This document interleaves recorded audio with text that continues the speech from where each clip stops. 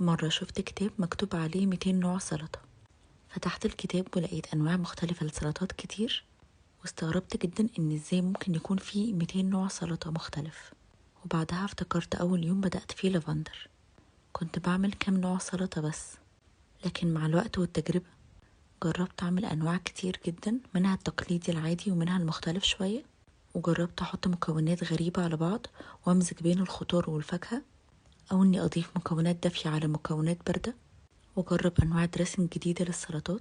بس ما تخيلتش أبدا إني ممكن أطلع بكمية الأفكار دي للسلطات، أو إني أعمل سلطة بمكونات غريبة عن بعض وتطلع طعمها حلو.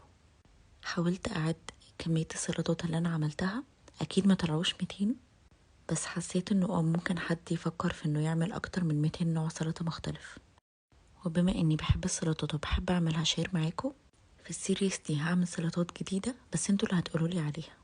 لو عندكم أفكار سلطات عجبتكم وعملتوها ابعتولي ونعملها سوا، قولولي ايه أغرب سلطة جربتوها قبل كده.